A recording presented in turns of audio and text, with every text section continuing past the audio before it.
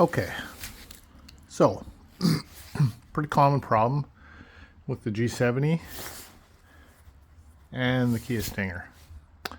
And that problem is right in those really beautiful big Brembos is a substandard, subpar brake pad. And what happens with these cars is, and I think, you know, more so probably in higher temperature environments, but it can be anywhere. People get on the brakes, get on them hard, or they even get on them moderate. They use them a lot, heat them up. And this pad material right there can't take the heat, transfers onto this disc, and then what happens is when you push the brakes, you feel a vibration. And so commonly that's thought of, well, the rotor has worked. But the reality is, look at these rotors. These are high quality, solid, thick rotors. Like, warping that rotor would be very, very difficult.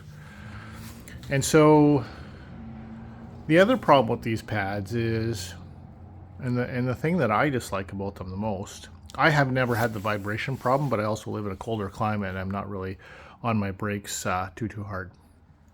However, my problem with these brakes and these pads specifically is that they are very non-linear. And what I mean by that is, if you put the brake pedal down and you hold it at a very specific point, your braking force will actually change as the car slows. And I really dislike that behavior. Also, these pads if you're going to go on a track day or something, will not hold up whatsoever. They will fade quickly. From what I understand, I've not tried it, but from what I understand. And also, you will transfer pad material onto these, what I think are absolutely beautiful rotors.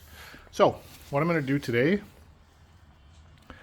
is I'm going to change the pads on this car. As you can see, these Brembo calipers are quite nice. And changing these pads is actually really simple.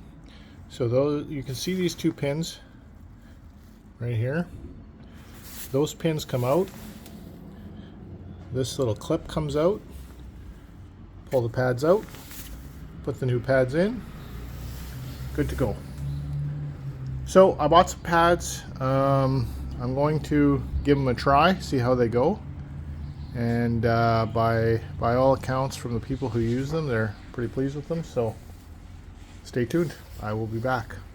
I will also through the video, I'm going to just show you how changing pads works, and you can see how fairly easy it is. And hopefully you do the same if you have a G70 or a Stinger. Okay, step one. These pins go through the caliper to the other side. All you need to do is, where my finger is, put some kind of punch or screwdriver, and with a hammer, give it a few taps. It'll move pretty easy. Then I just found this Allen key and I gave it a few taps. The pin here will come out through the back. You can see that. Once both pins are out, this clip just comes right off. And then, as you can see, we have full access to the pads. You can see the pad that is closest to us has that little metal clip on the bottom. And it's as simple now as getting the new pads and putting them in. So I will do that and I'll be back. Okay, so here we are a few minutes later.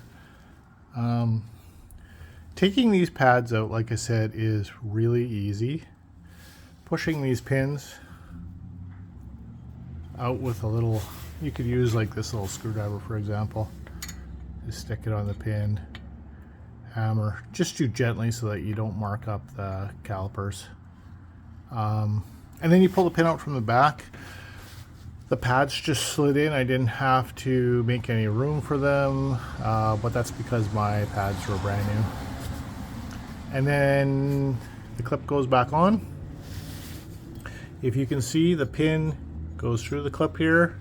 So starts here in this side of the caliper, right here, goes through to hold this pad on, through the clip, through this pad, and then ends here, and that is fully on. That's fully in.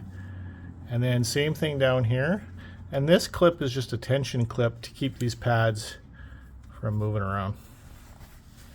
And that's it. This is, you know, if it takes you 10 minutes per side, I mean, again, my car's new, so there's nothing rusted, there's nothing sort of bound up or anything, but yeah, it's a pretty easy job. So I'm going to go to the front passenger side and do that next.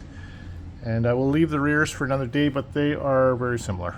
So if you want to solve or not ever run into the issue of having vibration or having to take it into the dealer and then they will machine these